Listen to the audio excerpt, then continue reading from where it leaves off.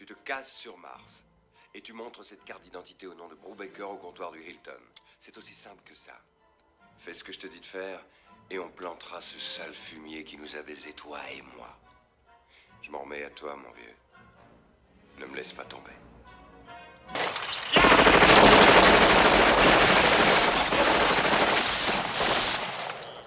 te casses sur Mars. Tu te casses sur Donne-moi ça. Tu te casses sur Mars. Tu te casses sur Mars. Tu te casses sur Mars. Merde. Tu te casses sur Mars. Tu te casses sur Mars. Tu te casses sur Mars. But now we come to a period that I call the battle for identity. Lies my grandma told me. Yeah, superstitious devices. Lies my grandma told me. What? Urban mythological rules and bubble mice. Yeah.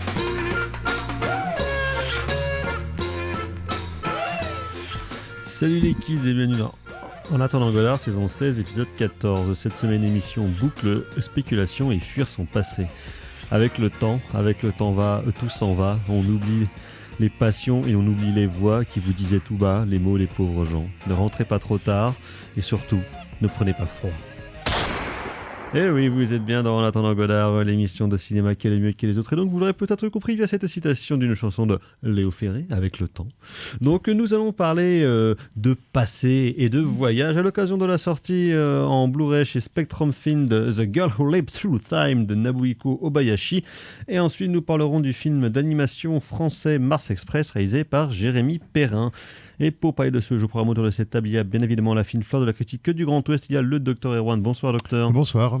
Thibaut ne peut pas être c'est tout. Et puis c'est tout. Et voilà, parce que Thibaut ne peut pas être chez nous ce soir, empêtré dans la maladie et la famille, on peut dire ça. Donc voilà, qui ne peut pas être de notre ce soir, mais qui reviendra la semaine prochaine. La famille, c'est pas une maladie Non, je sais pas. Le débat est ouvert, vous pouvez nous appeler pour répondre à cette question. Il y a sûrement un intellectuel qui a dû dire ça, oui, quelque chose comme ça. Un truc avec un porte-cigare. Voilà, c'est ça. Oscar Wilde, Voilà. Oscar Wilde, c'est une citation d'Oscar Wilde, bien sûr, bien évidemment. Et donc, à la mise en place de cette émission, il y a Ulysse. Bonsoir Ulysse. Alors, contrairement à ce qu'on avait annoncé la semaine dernière, nous ne parlerons pas de Bâtiment 5 de Lajli, parce que déjà... On l'a pas vu, en fait. Déjà, on l'a pas vu, parce qu'on a eu quand même, je pense, un week-end assez chargé. Voilà, un week-end de transmusical compliqué, quoi. Voilà, c'est ça. Et des lendemains qui le sont encore plus. Voilà. Donc, bon. Donc voilà, on ne peut pas tout faire non plus dans la vie. Exactement, on ne peut pas tout faire, on ne peut pas tout voir non plus. Non, il faut prioriser. Donc voilà, on va passer aux nouvelles neufs de tête de ligne. Un seau de merde, docteur. Il m'a jeté un seau de merde en plein figuier. Donc les transmusicales sont terminées et comme on dit, le Club des 5 désormais va arrêter l'alcool pour un temps indéterminé. Mais donc, ça s'est bien passé. Ça s'est bien passé.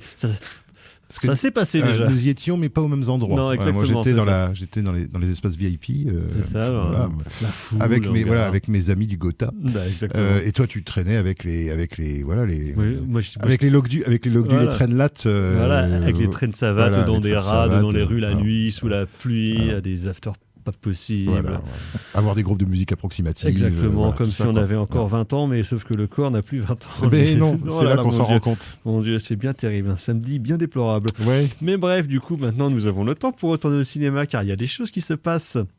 Et donc, nous vous rappelons que ce dimanche, donc le 17 à 20h15, dans le cas des films du dimanche soir qui vous sont proposés par nous-mêmes et nos meilleurs ennemis du cinéma est mort, ce sera mon nom et personne de Tonino Valérie. Donc, Erwan, vous ne pourrez encore pas être là. Parce que je serai en train de présenter des... Quoique, c'est à quoi, 20h45 20h15, on va dire 20h30, le temps de la présentation. 20h30, quoique c'est possible que j'y sois. C'est possible que j'y sois. Quel suspense. C'est possible. C'est même... On est à la limite de la certitude. Rien pour ça. Ça vaut le coup de venir juste pour voir si Erwan arrivera. Si. Il y a des chances que j'y sois, ce que j'aimerais beaucoup. Donc voilà, l'excellent film que nous allons le plaisir de présenter avec nos camarades du cinéma est mort et nous allons briller comme des miroirs de bordel. C'est une expression galvaudée mais sympathique. Exactement. Sinon, toujours à l'Arvor, c'est jeudi, il y a 2 séances, donc à peu près à la même heure. Il y a Les Autres de Alejandro Amenábar, merveilleux film d'épouvante gothique avec une Nicole Kidman de 2000. 2001 qui passe. Et sinon, au même moment, mais le film sort aussi en sortie nationale, donc au cinéma Arvor, c'est Survival of Kindness de Rolf de Herr, son nouveau long métrage dont nous parlerons la semaine prochaine, mais la séance de mercredi prochain, enfin de demain du coup, et sera présentée par notre camarade Melvin Z, comme dit joliment sur la plaquette de présentation, spécialiste de Rolf de Herr et du cinéma australien. Où est-ce que j'ai entendu parler de lui il n'y a pas longtemps? Melvin? Ouais. Alors, c'était dans un bistrot de l'horreur, peut-être. C'est possible, oui. Oui, il disait beaucoup de bien de son livre, notamment sur Mad Max. Ouais, exactement, son premier volume. Je crois que c'est dans sur la saga bistrot de l'horreur qui en parlait. En ce moment, Melvin est un peu en tournée pour faire. C'est la tournée hype, des popotes et puis des Japanimes surtout pour son plus grand plaisir, pour aller vendre sa lessive évidemment. Mais qu'il profite. Exactement. Il a bien mérité, il a bien travaillé. Exactement. Maintenant que le succès et la fortune lui tendent les bras. Et la cocaïne, et puis Truman. Voilà, c'est ça exactement. Il faut faire gaffe à pas finir comme Koé. Oui, exactement. Faire attention. Ou Frédéric Becbédé aussi là aujourd'hui. Ah, aujourd'hui. C'est pas vraiment étonnant. C'est comme Depardieu, quoi. On peut pas dire quoi. Tu vois, quelle surprise. Bon, bref. En tout cas, sans rapport avec la cocaïne, je crois, au TNB, donc du 15 au 18, en partenariat avec le réalisateur Sébastien Lifshitz, dont on avait parlé de certains films ici, et le Master 2 de Rennes 2, Écriture du réel, il propose une sélection de 13 longs métrages et courts métrages à caractère donc que documentaire, autour justement de l'écriture du réel. Donc voilà, plusieurs films à retrouver sur ces 3 jours dans une programmation assez dense. Sinon, dans les sorties nationales, donc je le disais, il y a le film de Rolf de Herr, The Survival of Kindness, qui sort demain. Il y a aussi le nouveau film de Hamé et Ekoué de La Rumeur, qui après leur excellent Les Derniers Parisiens, sortent leur nouveau long métrage de fiction après avoir sorti un nouvel album au début de l'été. Donc ça s'appelle Rue des Dames avec Garance Marilly. Nous en reparlerons aussi donc la semaine prochaine. Il y a Wonka, le préquel à Charlie et la chocolaterie, réalisé par Paul King, réalisateur des 2 Paddington, avec Timothée Chalamet, qui sort demain. Un film de Noël, joyeux. Ça sera sans moi. Moi aussi, vraisemblablement. Mais sinon, il y a Alexander Payne qui sort un nouveau film, Winter Break. Ouais. Qui a l'air un peu bon. Un film d'Alexander Payne, quoi. Ouais, qui a l'air un peu bon. J'ai vu la bande-annonce, j'ai fait ça sent le cirque des poètes disparus, mais genre ils ont pas assez d'acteurs, ils en ont que 4 en fait. La version low cost. Tu vois, le prof ronchon, les élèves un peu dissipés, et puis tout ce monde-là va se rencontrer pour faire une belle fable humaniste. Si ça se trouve, c'est génial. Mais la bande-annonce faisait la bande-annonce. La bande-annonce vendait pas. Giamatti, je crois. Ouais, c'est ça. Qui a déjà tourné plusieurs fois avec Alexander Payne. La bande-annonce vendait pas super du rêve. Non, pas vraiment. Pas super du rêve. À propos de choses qui ne vendent pas du rêve non plus, mais j'en parlerai, je pense, la semaine prochaine, histoire de rigoler, c'est Les Trois Mousquetons, Milady, toujours réalisé par Martin Bourboulon et Jérôme Sédou, donc la suite du film sorti au printemps dernier, où Martin Bourboulon dit... On a écouté les critiques qui ont été faites sur le premier film, où tout le monde trouvait que la photo était dégueulasse et trop marronasse. Donc en post-production, ils ont tout rebidouillé pour que ce soit un peu plus lumineux. Après, c'était pas le seul problème du film, globalement. Des bastons à chier, des combats mal filmés, des personnages qui n'existent pas, une synergie d'acteurs inexistante. Donc tu vas aller voir, bien sûr, bien évidemment. évidemment. Grand fan des Trois Mousquetaires. Chauffer ta Cargomont. Exactement, juste pour avoir le plaisir d'en dire du mal. Si ça se trouve, ça va être génial, et je vais adorer. Et voilà, exactement. Tourner à Fort-la-Latte et Saint-Malo. Souviens-toi du Napoléon de Ridley Scott. Exactement, c'est vrai. Après, j'ai un peu plus confiance en Ridley qu'en Martin Bourboulon. Encore que Papa ou Maman, c'était pas mal. Va savoir. Bref, et sinon, pour toi, comme tu es mélomané, et cinéphile et que donc c'est bientôt Noël, il y a aussi au cinéma le concert de André Rieu, White Christmas. Il est encore vivant, André Rieu. Il est encore vivant, André Rieu. Non, mais c'est un clone. Il est comme le homard, il est invieillissant et immourable. C'est Nia qui fait André Rieu, c'est pas possible. Alors, ça fait 30 ans, 50 ans qu'il fait le même truc, mais non, il est toujours là. Putain. Toujours bon pied, bon oeil. Eh ben écoute, salut à toi André. Voilà. Respect. Un peu le Michel Drucker de la musique classique. Un petit peu. C'est ça, donc voilà. Alors, le Keith Richards du violon. De la direction d'orchestre. Le violonneux. Donc voilà, si jamais tu veux le voir, tu pourras en parler la semaine prochaine. Ouais, bien sûr. On aura déjà assez chargé. J'arrive à un âge où on commence à aimer André Rieu. Oui, c'est normal. C'est bien logique, quoi. Donc voilà, on va passer à la section critique de cette émission et donc nous allons faire quelques petites loupes temporelles.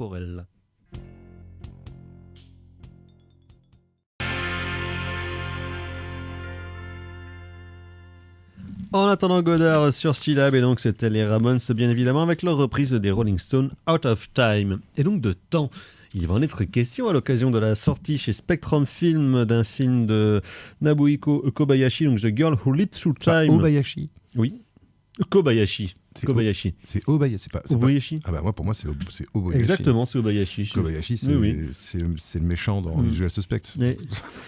Cette chronique commence très bien. Donc, Obayashi. Ouais,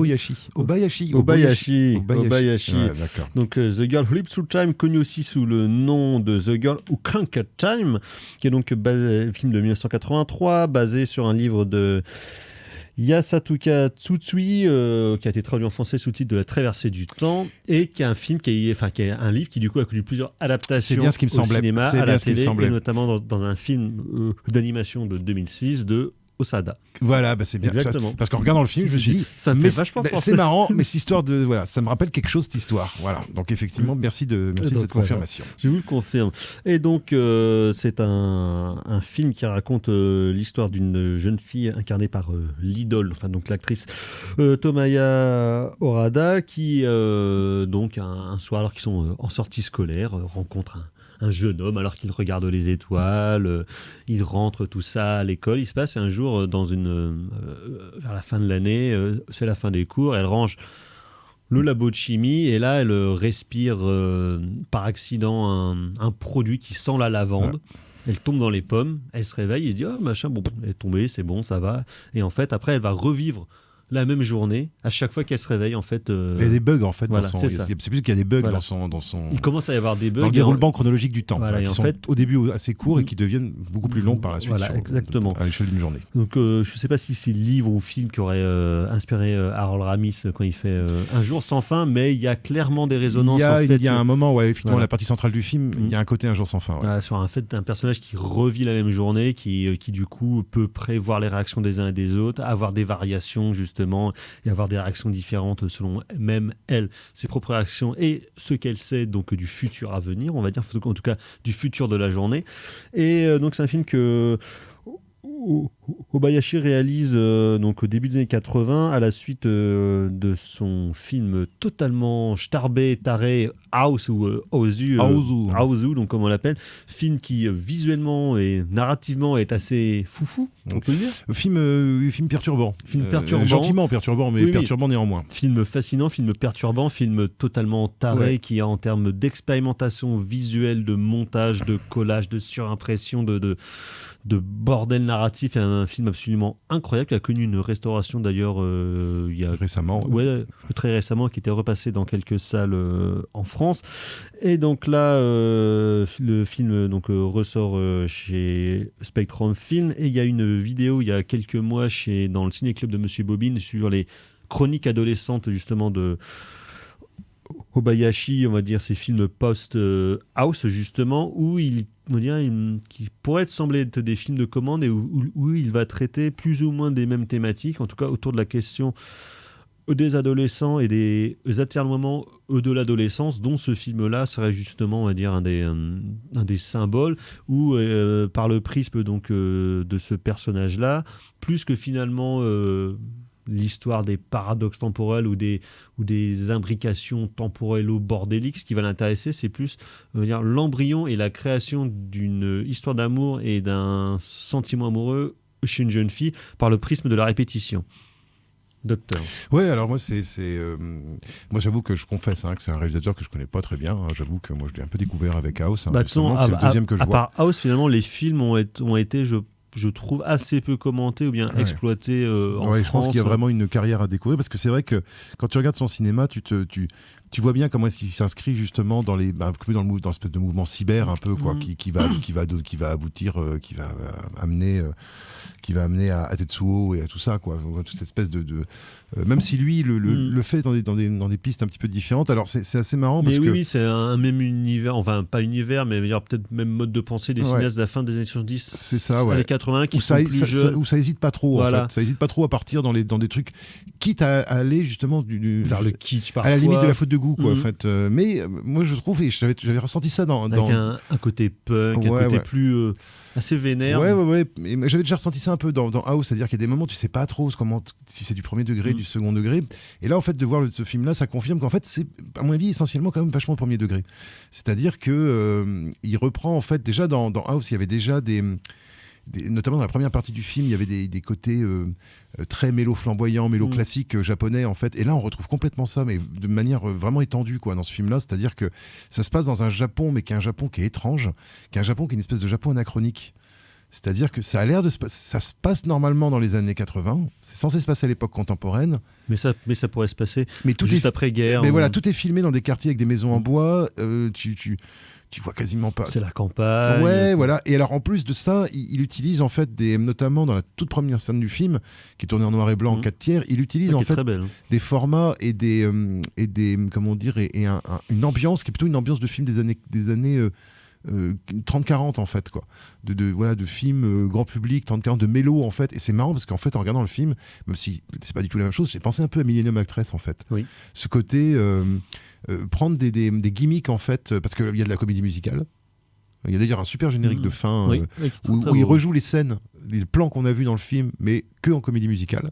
Donc ça c'est plutôt rigolo, je trouve, ça m'a bien plu. Et puis il y a ce côté Méliès quoi, qu'il y avait déjà dans House, qui est là un peu plus, on va dire un peu moins présent, enfin qui est présent surtout qui est présent surtout dans la dernière partie où là ça redevient un peu foufou, ça redevient un peu dingo. Où justement on part plus sur des trucs temporels, sur des visions, des rêves, des couches de temps qui se frottent. Voilà. Et pareil, il y a des espèces de scènes de double réveil là, moi qui m'a fait penser à Perfect Blue comme ça, avec deux rêves successifs. Enfin, quel rapport entre Satoshi Kon et ce réalisateur-là, ça serait intéressant de creuser la question. Peut-être qu'elle a déjà été creusée, mais ce serait, je pense que là, j'ai senti quelque chose d'un peu, une légère influence. Même dans Paprika, tu sens un petit peu les influences que ça a pu avoir justement sur les questions des porosités entre le rêve, entre les réalités, entre différentes couches temporelles. Ouais, complètement. Et je trouve qu'en fait, c'est assez marrant parce que justement alors ça tient quand même pas mal à l'actrice, hein. Moi je trouve qu'il fait quand même vachement bien le job et qu'il arrive à tenir cet équilibre d'arriver à être à jouer la jeune ingénue sans tomber dans la mièvrerie. Et je trouve qu'elle est vraiment et même justement dans les scènes à la fin, je trouve dans un rôle comme qui est pas hyper évident. Qui est pas simple. Et dans des scènes à la fin, notamment il y a des scènes de dialogue avec justement cette espèce de petit ami dont on révélera pas la vraie nature, mais et il y a des moments où elle est dans l'émotion et tout ça, et moi je trouve qu'elle est pas mal du tout en fait, elle est pas mal, elle minote pas trop, tu vois, elle est mimi comme tout, elle est mimi. Alors que pourtant vu que c'est une idole donc de la chanson japonaise, comme à Hong Kong de toute façon à l'époque, on prend plein de petits jeunes qui cartonnent dans les médias pour après les mettre au cinéma, et ça donne des résultats plus ou moins heureux souvent, parce que si les gens présentent bien sur scène, c'est pas pour ça non plus qu'ils savent bien jouer. Ce sont des bons acteurs, et elle est plutôt bonne connue, elle est plutôt bien entourée, hein, le reste du casting est très bien. Le prof, je l'ai déjà vu quelque part, mais je sais plus où. Le prof à la cravate dans le film. Par contre, ce que tu sens que c'est les années 80, c'est quand même les coupes de veuche. Les coupes de cheveux. Et puis tu sens que c'est pas un gros budget, parce que tu vois bien qu'il y a certaines scènes où tu sens qu'ils ont qu'une seule perche son. Ils ont qu'une seule perche son, ils ont pas moyen de sonoriser tous les acteurs, donc il y a pas de mixage, en fait, tout est enregistré en direct. Et en même temps, par ailleurs, moi je trouve qu'il y a ce côté ce côté un peu candide en fait, que l'héroïne, finalement le ton du film partage avec l'héroïne, et qui moi je trouve est plutôt sympa. Enfin voilà, après faut pas être faut être ouvert quoi, faut être un peu open quoi, tu vois, sur justement les extrêmes, les choses un peu extrêmes qu'on peut avoir dans le cinéma japonais, notamment ce côté un peu gnangnan qu'il peut y avoir et qui vient du manga, parce que là il y a des moments c'est très manga hein, quand même. Hein, c'est justement réveil adolescent, enfin il y a des côtés très très très manga pour ados quoi. Et mais pour peu qu'on soit pas totalement allergique en fait à ce genre de dramaturgie, moi je trouve que ça fonctionne plutôt bien, le mélo fonctionne plutôt pas mal, et les côtés fantastiques laissent l'occasion de faire des petits trucs un peu rigolos, et parfois avec des machins, des espèces d'effets de mise en scène qui pourraient être poseurs, mais qui moi je trouve sentent une certaine forme de spontanéité, notamment le fait de terminer toutes les séquences par des fondus au noir, et de terminer avec en mettant l'image en noir et blanc. Et il y a des moments où je trouve c'est sympa, moi justement, où ils mélangent les couleurs et le noir et blanc dans les mêmes plans, enfin toute la partie au début avec des faux ciels, avec ce côté Méliès un peu quoi, ce côté un peu artificiel quoi, en plus de ce genre d'artifice, c'est qu'il le fait pas une fois, ce qui du coup pourrait passer pour un truc un peu branleur, un peu poseur, mais vu que ça devient un système narratif, finalement, ça rend la chose intéressante. Il y a un côté, il y a des plans où il y a vraiment on retrouve ce côté qu'il y avait dans House, côté film de studio, en Technicolor, enfin voilà, c'est pas le Technicolor au Japon, je crois pas, c'est le Toho Color, il y avait des systèmes spécifiques mais qui étaient dérivés du Technicolor, et je trouve qu'il y a des moments, il y a un plan où elle rentre chez elle dans le quartier, elle habite sur une espèce de quartier comme ça qui est à flanc de colline en fait, avec des maisons en bois, et elle monte et il y a une espèce de de plans avec un soleil crépusculaire, mais qui est complètement faux en fait, enfin qui fait complètement faux. Et je trouve qu'il y a des plans assez jolis, des plans avec des nuages, des trucs avec des étoiles. Enfin voilà, c'est. La première scène du film, notamment, je me suis dit, en fait. Puis des changements de format, alors c'est marrant, ça 83. Ça change de format. Ça change de format en cours de film, alors que nous on associe plutôt ça à quelque chose de plutôt de très contemporain en fait. Nous on se dit c'est depuis qu'on peut changer les formats de manière numérique, on peut se permettre de s'amuser plus si on le faisait pas avant. Et ben en fait tu te rends compte qu'en 83 le mec le faisait quoi. Ce qui est intéressant, c'est que justement avec ces changements de format, ces changements de colorimétrie, ça t'emmène en fait jamais là où tu penses que ça va aller. Parce que par exemple au début effectivement tu disais ça ferait plus mélo à années 40, années 50, un truc presque très classique avec une scène de discussion qui est très belle mais assez naïve, avec quelques gags après au milieu du mec qui rentre à ski avec un seul ski et trucs comme ça, et finalement ça part dans un truc après comédie romantique qui dérive vers le mélo quoi. Voilà, une comédie romantique presque réaliste avec des petits effets pour les jeunes, on va dire. Puis après, ça part peu à peu, ça grimpe vers un truc un peu plus starbé en termes de mise en scène, un peu plus fou, un peu plus inventif, ce qui fait que l'attention est constamment renouvelée. Ouais, puis il y a des super bonnes idées. Moi, je trouve par exemple l'idée, le fait qu'il y a toute une scène où dans la dernière partie du film, il y a tout un moment où elle remonte dans sa propre vie, en fait, où elle apparaît comme ça à des moments de sa vie. En fait, et ça, j'ai trouvé que c'était une super idée scénaristique, c'est-à-dire que quand personne peut exister à deux endroits en même temps. Donc quand elle apparaît, en fait, son moi réel en fait disparaît littéralement en fait de l'écran. Donc elle peut pas rester trop longtemps en fait parce que ça pose un problème évidemment. C'est-à-dire qu'elle se fait disparaître elle-même si jamais elle apparaît dans son propre passé. Ça je trouve que c'est pas mal. J'avais jamais vu ça. Oui, non plus. Cette idée du fait que l'un efface l'autre en fait, que l'un annule l'autre. Ça j'ai trouvé que c'était une bonne idée de scénario. Dans les films de voyage dans le temps, les deux se rencontrent. Tu vois, il faut pas se rencontrer. Ou au contraire, il faut pas se rencontrer. Ça fait le futur. Voilà, et ça fait un paradoxe temporel si jamais tu le rencontres. Voilà.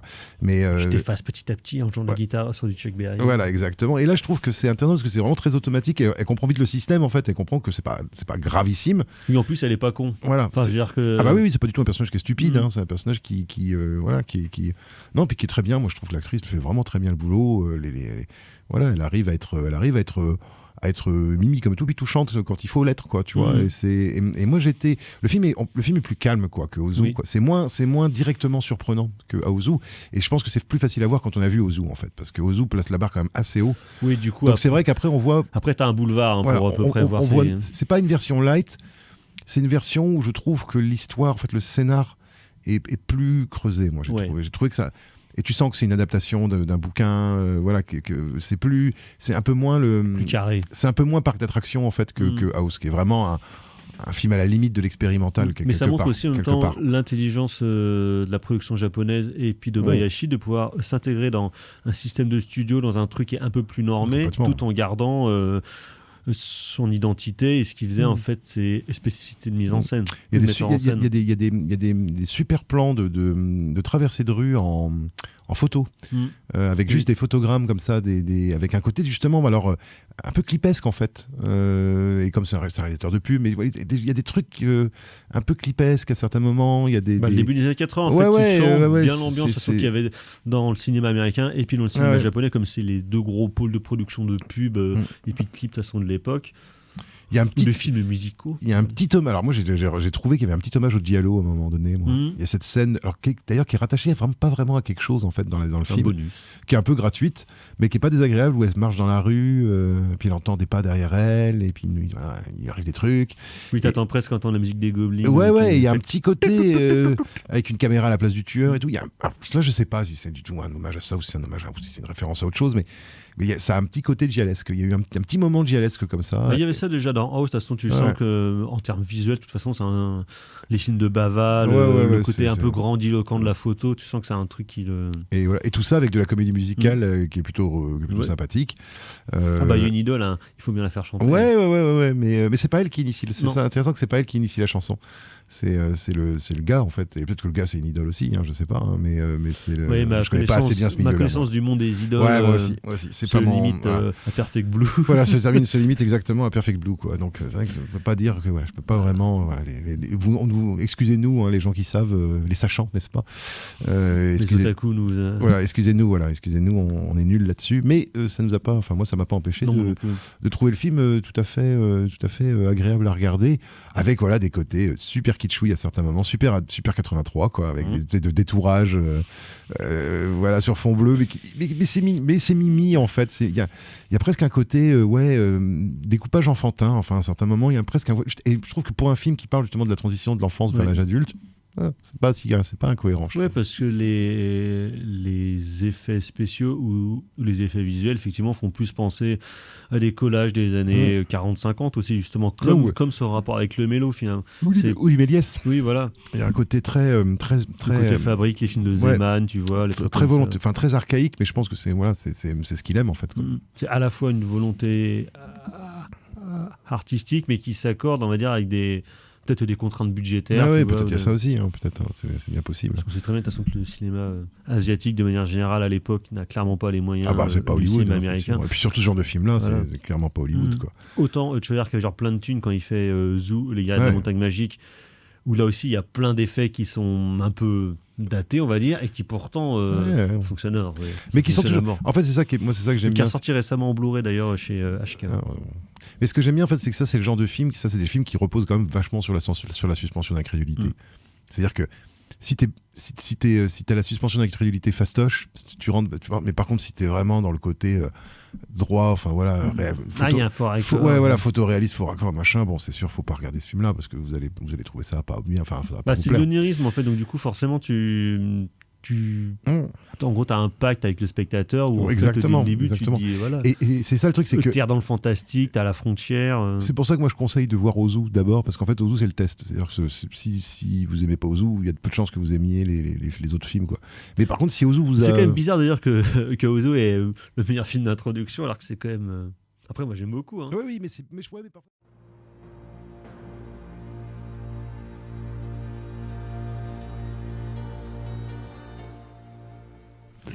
En attendant Godard sur Syllab, et donc c'est évidemment David Bowie avec Life on Mars, pour l'interrogation. Et de vie sur Mars, il va donc notre question à l'occasion de la sortie il y a 2 semaines dans les salles françaises de Mars Express, premier long métrage réalisé par Jérémy Perrin, qu'il a co-scénarisé avec son camarade Laurent Sarfati, où ils étaient déjà à l'œuvre sur la série Last Man, basée sur le comics de Bastien Vives et de Balak, donc, et qui là donc se sont associés pour leur premier long métrage en animation, comme on dit, film noir de science-fiction, donc qui prend cadre en 2200, comme son titre l'indique habilement, sur la planète Mars, la planète rouge, où donc... si Mars Express, c'est le nom du vaisseau qui transporte les gens de la Terre vers Mars. Voilà, où donc évidemment, comme dans tout bon film de SF qui se respecte, sur la Terre, c'est la merde, c'est nul, il y a le crime, il n'y a plus d'animaux, la violence, plus rien ne ressemble à rien. Donc Mars... C'est le bazar, ma pauvre dame. C'est le bazar, ma pauvre dame, tout fout le camp. Qu'est-ce qu'on vient donc faire ? Eh bien donc on va vivre le rêve de Elon Musk et aller terraformer Mars et vivre sous un dôme pour aller habiter dans des villes futuristes qui ressemblent furieusement à la Californie. Il fait beau, il fait ensoleillé, il y a des grandes artères et c'est un monde où donc vivent un sacré paquet de robots et d'androïdes diverses et variées, notamment des personnes qui ont pu mourir dans les guerres des années précédentes et qui reviennent sous la forme d'androïdes avec la mémoire donc de leur avatar humain du passé. Et donc c'est dans ce cadre-là qu'une flic incarnée par Léa Drucker est chargée de traquer, de capturer des hackers. C'est la police informatique, comme dans Track sur Internet, ce merveilleux film avec Sandra Bullock. Et donc le film débute comme ça. Tu te rappelles de Track sur Internet? J'ai le droit de penser à Johnny Mnemonic, moi, tu vois. Aussi, donc, ou Hacker, tout simplement. Voilà. Les films du début des années 2000 où on surfe joyeusement sur le début d'Internet, mais quand tu les revois maintenant, tu fais... On rentrait dans le système. Voilà, c'est un peu piche, c'est un peu piche. Exactement. Ouais. C'est mieux que ça, quand même. Voilà. Ils ont des souris sans molette, quoi. Oui, le conte de la modernité de 1997. Et donc le film commence ça, elle traque sur la Terre une hackeuse, on va dire.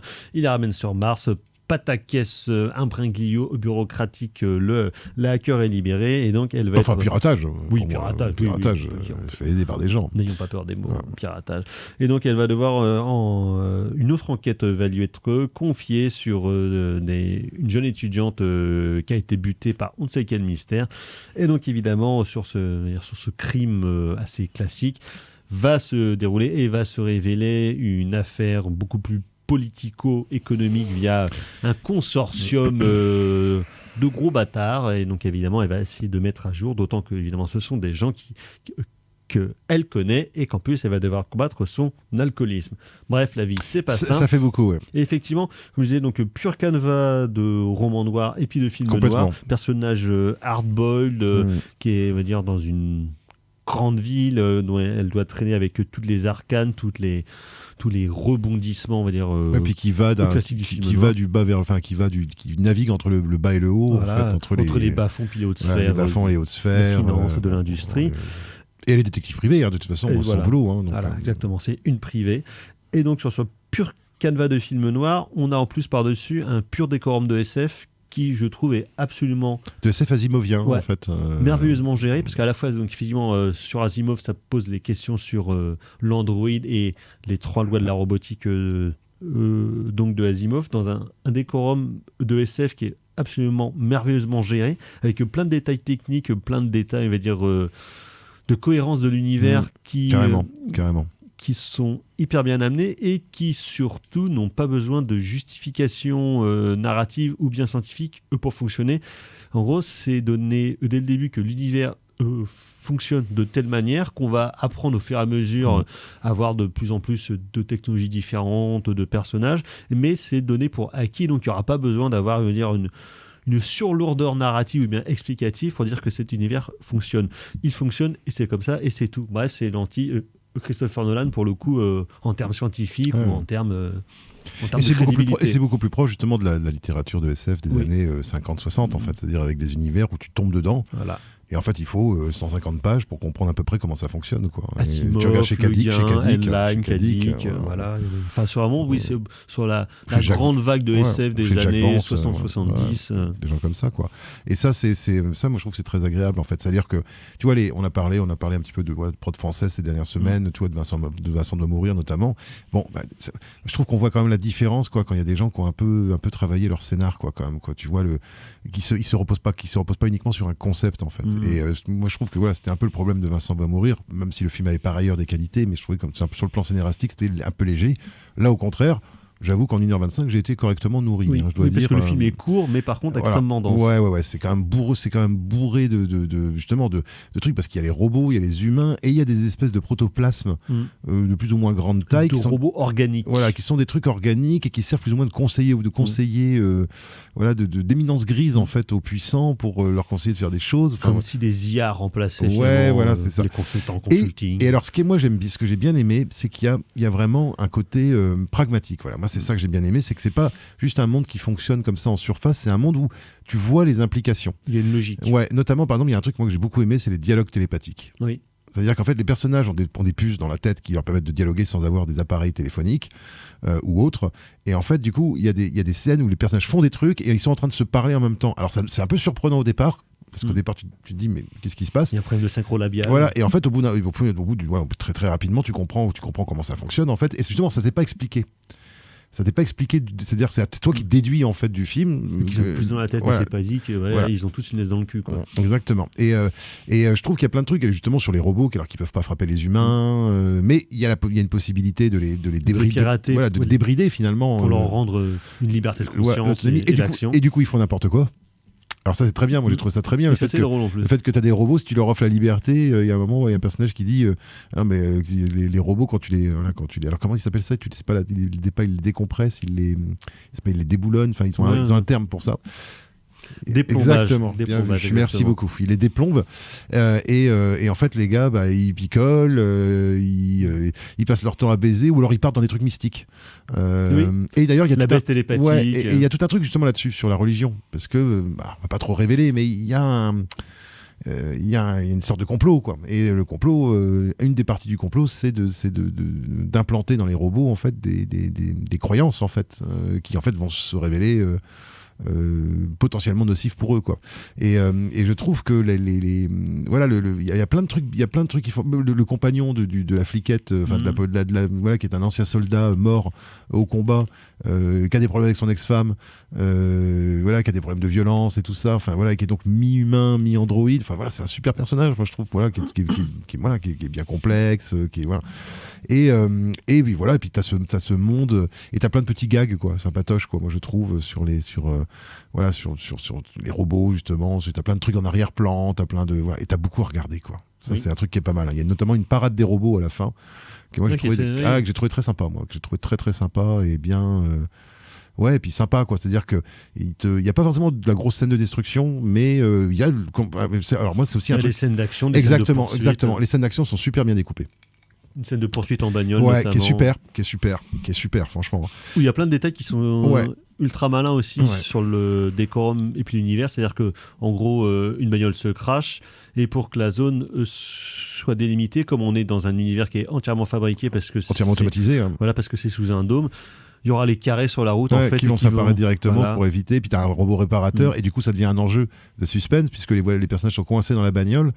Mais ils savent que s'ils sortent, il y a des gars qui vont leur tirer dessus. Enfin voilà, et ça, c'est un truc moi aussi que j'ai apprécié, c'est qu'il y a cette noirceur justement qu'on a de la dystopie littéraire en fait, avec notamment des morts de personnages qui arrivent paf comme ça. Hein, franchement, moi il y a des personnages, je leur donnais beaucoup plus de temps à vivre. Et puis une imagerie de temps en temps qui est sans être gore en fait, qui est quand même assez qui est brutal. Ouais, qui est perturbante. Notamment, il y a un moment, il y a un droïde prostitué féminin dont le visage est coupé en deux parce qu'il n'a pas été raccommodé. C'est super idée visuelle. Ouais, il y a plein de trucs très bien, quoi. Pareil, moi j'aime beaucoup le compagnon quand il arrête les gens. En fait, il se met en mode veille, en fait. Donc les mecs le mec il t'accroche, et puis tu peux lui dire décroche-moi, et tu peux le gueuler tant que tu veux. En fait, le mec bouge plus, quoi. Tu vois, parce que sa tête est remplacée par une espèce de panneau. Qui dit je reviens dans 5 minutes, quoi. En gros, voilà, quoi. Donc je trouve qu'il y a et justement j'aime bien ce côté pratique, c'est-à-dire comment est-ce que la technologie leur permet d'acquérir telle ou telle compétence, enfin tu vois, tu comprends, ou de contrecarrer finalement les injonctions humaines. Ouais, exactement, voilà, et le piratage, enfin voilà, tout ça, je trouve ça sans avoir besoin d'être surexpliqué, justement, je trouve que l'association des différentes choses fonctionne quand même vachement bien, quoi. Et en termes visuels, j'aime pas tout, je trouve que parfois pas l'animation mais le character design est parfois un peu plus limité, un peu ligne claire, quoi. Voilà, peut-être un peu ligne claire, un peu classique, mais en même temps ce que j'aime bien c'est que la photo du film et puis sa colorimétrie, à l'inverse de justement pas mal de trucs de SF qui seraient dystopiques ou qui seraient justement un peu violents, là au contraire elle est très lumineuse. C'est-à-dire qu'à la fois on est sur Mars, donc sous un ciel artificiel, donc qui, comme je le disais, rappelle un petit peu la Californie. C'est grand, c'est beau, c'est les palmiers, et donc ça donne un côté assez étonnant à une dystopie de SF, de film noir assez violente, ensoleillé, c'est-à-dire que on n'est pas sous la flotte, quoi. Non, c'est pas Blade Runner. Voilà, exactement. C'est pas, même si évidemment il y a des réminiscences de Blade Runner, mais il y a pour moi surtout des réminiscences d'Akira dans la complexité de l'univers, dans le fait qu'il y a quand même beaucoup à voir dans les plans. Il y a quand même, tu sens quand même l'inspiration d'Otomo. Ouais, voilà. En moins nihiliste qu'Otomo. En moins nihiliste, mais quand même en assez. Ouais, c'est quand même assez cash, hein, moi je trouve, hein, quand même. Hein, et moi, ça m'a beaucoup fait penser à Ghost in the Shell aussi. Hein, notamment une scène où les personnages passent par des vitres.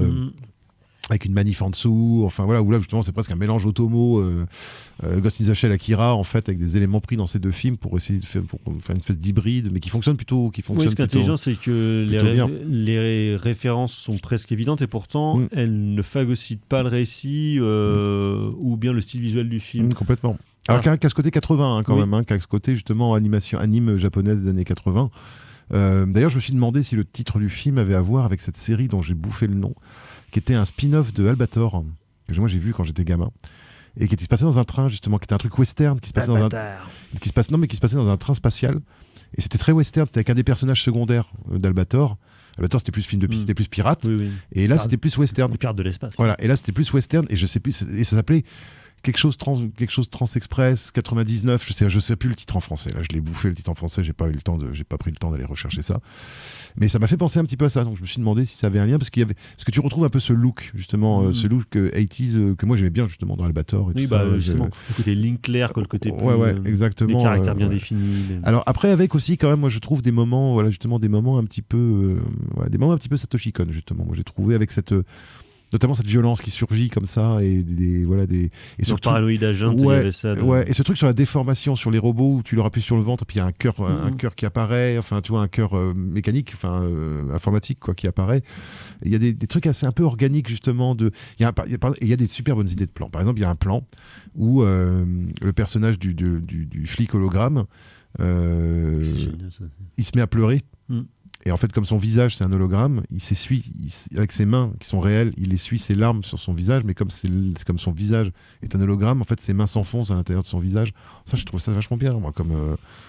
tu vois, il y a un plan où il va voir sa femme aussi. Sur la détresse. Et voilà, il y a un plan où il va voir sa femme, il se fait virer, et en fait, on le voit repartir, et comme son visage est en partie transparent, on voit sa femme et sa fille. Enfin, on voit sa femme et son nouveau mec à l'arrière. Et ben, tu vois, c'est super signifiant comme plan.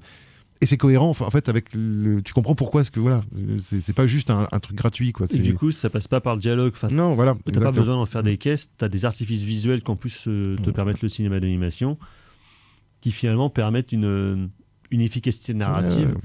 Où du coup la complexité de l'intrigue on va dire passera plus justement par les dialogues, par l'enquête, et le versant émotionnel passera plus par le visuel. Par la mise en scène, par la musique qui est vachement bien aussi. Par la musique qui est vachement chouette. La musique qui est vachement bien. Enfin voilà. Puis à la fin, mais justement comme dans un animé japonais, dans ta dernière demi-heure, on fait tout péter. Parce que au bout d'un moment, t'as bien fait poireauter les gens, donc tu fais tout péter quoi. Et effectivement, il y a un combat avec un gros monstre. Il y a un combat avec un robot scorpion géant. Il y a des confrontations avec le grand méchant. Voilà, il y a qui est super en plus. Qui joue par Amalric. Ouais, et qui est glaçante. Ouais, qui est un vrai méchant. Qui se fait sous les yeux des actionnaires de l'entreprise. Donc qui est absolument, on va dire, il y a un cynisme absolument incroyable qui se dégage de cette scène-là. Là, pour le coup, c'est aussi le trope classique du roman noir. Tu penses que tu as arrêté le méchant et en fait, tu as juste juste buté un pion. Ouais, voilà, exactement. Ou l'emprise du système est tellement grand que de toute façon, tu auras beau essayer de... Et puis voilà, puis c'est toujours agréable. Moi, c'est ce que j'aime bien dans le film noir. C'est toujours agréable d'avoir des personnages qui sont dans des situations pas possibles, mais qui sont toujours intelligents. C'est-à-dire qui parfois sont faillibles, qui ont ce côté, qui sont faillibles dans leurs décisions, dans leur jugement des choses, mais qui sont vifs d'esprit quoi. Et la fliquette, elle est bien vive d'esprit quoi. Tu vois, c'est ça. Et où là en plus, ça se raccorde vraiment au roman noir classique aussi, c'est que le mal n'est pas quelque chose de métaphysique ou qui serait dans l'air comme ça. L'origine du mal, c'est un truc social. C'est une violence capitalistique, c'est oui, parce que comme d'habitude, la société. Parce que comme d'habitude, c'est une utopie, enfin c'est une dystopie en l'occurrence, mais ça se présente comme une utopie, sauf qu'évidemment, ça repose sur une inégalité de fait qui est l'inégalité entre les hommes et les robots. Voilà. Et le fait que les robots sont traités comme des domestiques. Donc là, après, évidemment, on peut mettre toutes les métaphores sur la classe, sur la race, sur les classes sociales, sur l'exploitation de manière générale. Donc un film de communiste, mais justement sans trop en faire justement dans le tartinage. Il y a pas de temps en temps avec des petits clins d'œil, moi je trouve, à des choses d'actualité moi qui m'ont bien fait rire. Il y a un gag notamment qui m'a bien fait rire, c'est qu'à un moment le grand méchant regarde la télé et donc il y a des scènes de violence policière parce que les robots se rebellent quoi. Donc il regarde ça sur une espèce de CNews futuriste, et à un moment donc il y a une espèce de débat entre deux guignols et ça se termine, et le débat se termine par mais vous condamnez les violences, et ça m'a fait rire. Ça m'a fait rire. Ça, j'avoue, j'ai dit bien vu. Voilà, c'est très très bien. Donc une société évidemment, et comme souvent avec la dystopie, évidemment une société qui n'est que la métaphore de la nôtre en fait, et de nos rapports sociaux et de justement des désirs et des délires capitalistiques et transhumanistes. C'est ce qui fait en général, de toute façon, la force des grands romans de SF. On parlait tout à l'heure de Ursula Le Guin, justement, c'est que ça, c'est sur comment est-ce que la société capitalistique du XXe siècle qu'ont les âmes et les corps quoi, évolue pour donner de toute façon la suite logique de destruction de l'humanité.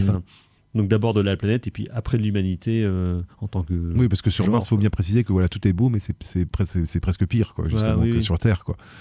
Sur Terre, au moins, les choses sont un peu franches. Enfin, dans le film, en tout cas, les choses sont représentées de manière un peu franche. Alors Quoi. que Mars, c'est propre. Voilà, et Mars, c'est vraiment. C'est Demolition Man. c'est ceux qui ont les moyens, c'est ceux qui ont eu les moyens de partir, quoi. Sauf que, évidemment, comme un bon. Ils sont sur Zalem.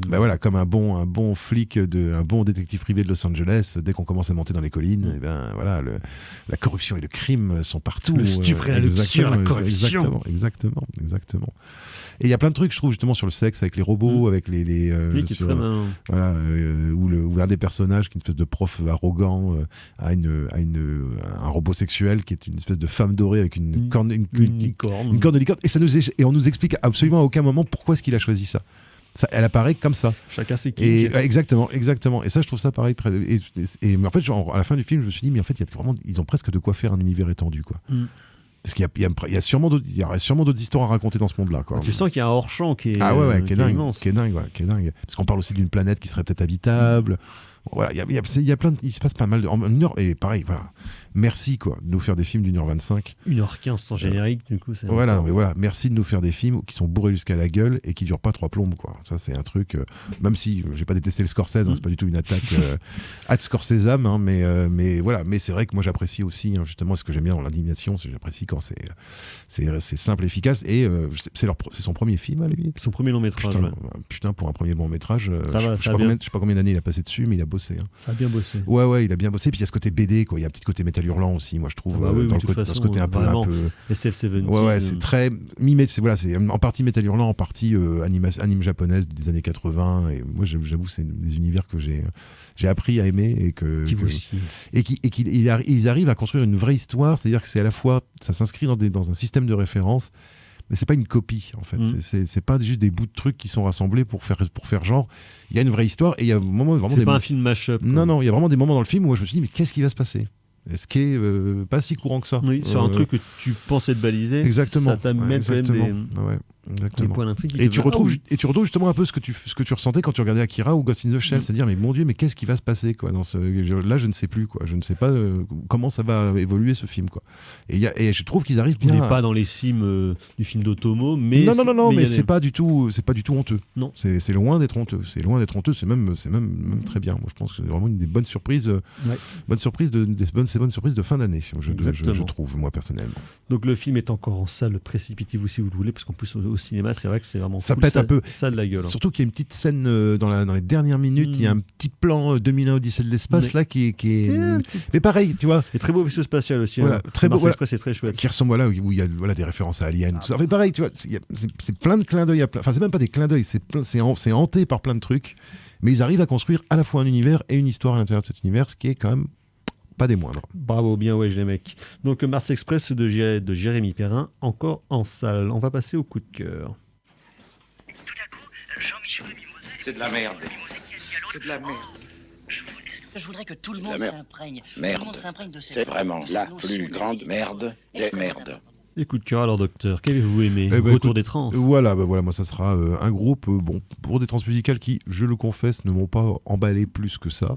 Voilà, parce qu'il y avait beaucoup d'électro, moi je suis pas un fan de l'électro. Mais j'ai vu le samedi soir au Parc Expo un groupe qui s'appelle Bam Bam Boogie. Super nom déjà. Voilà, super nom. Et qui est en fait un groupe... on va dire un peu influencé, avec un son un peu années 90, un peu rock 90, mais avec quand même de fortes doses de soul qui étaient apportées par le chanteur qui avait une super voix, et puis avec des moments électro qui, même si moi je ne suis pas forcément très fan de cette musique, là je trouvais était plutôt... beau mariage. Ouais, était plutôt bien, efficace et intéressant à écouter. Voilà, intéressant à écouter, même si ça va pas me faire écouter de l'électro demain, quoi. Mais voilà, il y avait un mix d'influences qui faisait un peu carper lapin en fait au départ, et qui au final s'est révélé plutôt convaincant. Payoff payant. Ça s'est révélé payant, c'était vraiment bien. Puis c'était bien en place, c'était bien, voilà, c'était bien. T'as dansé ? Les mecs, non, je vais pas danser, non. Tu danses pas ? Non, je danse pas. Moi, je remue la tête, je remue vaguement la tête. Tu tapes du pied parfois. Ouais, je remue vaguement la tête. Ouais, allez, c'est ça d'avoir une hanche en plastique. Voilà, c'est ça, et une poche à pipi. Donc. Voilà. Non, mais c'était pas mal du tout ça. Merci docteur. Alors moi ce sera 2 choses. Pareil, semaine assez agitée, donc on n'a pas eu le temps de voir grand chose, mais j'ai quand même pris le temps de revoir Seuls les anges ont des ailes de Howard Hawks, Only Angels Have Wings, un des plus beaux films de Howard Hawks, c'est vous dire, un plaisir absolument. Film d'avion, si mes souvenirs sont bons. Film d'avion, exactement, en Amérique du Sud, tourné entièrement à Los Angeles. Il y a qui là dans les Stewart? Non, c'est Cary Grant. Cary Grant. Voilà, c'est super chouette. Et sinon, parce que ça faisait longtemps que je l'avais pas vu, puis c'était quand même vachement bien avec une petite gueule de bois. Donc c'est les clés de bagnole de Laurent Baffy. Pour la 12e fois où tu le donnes. 12e fois. Au moins. Enfin, la 12e fois, je dis oui. Non, voilà, mais alors. Je dis ça parce que je compte plus en fait. Hein, c'est le film que j'ai le plus vu de ma vie et ça c'est. Ça dit tout. Ça dit tout. Ça vous pose un cinéphile dans les soirées, ça. Hein. Écoutez, est-ce que vous connaissez beaucoup les gens qui peuvent citer tous les dialogues des clés de bagnole? Moi, je ne suis pas capable. Je ne suis pas capable. Donc voilà, le film de Laurent Baffy. T'as fait des techniques comme avec Shining, de passer les 2 films en superposé à l'endroit et à l'envers pour voir si ça correspond? Ah, pas con. Je vais faire ça la prochaine. Des expériences, je pense, à faire. Donc voilà, film qui a quand même fêté le mois dernier ses 20 ans. C'est quand même pas mal. Effectivement. Bravo Laurent. C'est le chef-d'œuvre de Laurent Baffy, mais sans ironie en plus. Moi, je l'ai vu qu'une fois. Mais je sais que j'avais trouvé ça suffisamment bizarre pour être curieux. Écoute, suffisamment curieux pour être bizarre. Chaque revisionnage, presque tu découvres des choses, des nouveaux tu dis ah oui mais c'est vrai que j'avais oublié ça, c'est formidable, des mimiques, voilà. Un film plein la gueule, un film généreux, un film merveilleux. Oui, drôle. Un film autre. Voilà, exactement. Un film autre. On va s'arrêter là. Merci Ulysse à la mise en son de cette émission. Merci docteur. Donc on se retrouve la semaine prochaine. Prochaine émission, prochaine édition. Ciao, bonsoir. Bonsoir.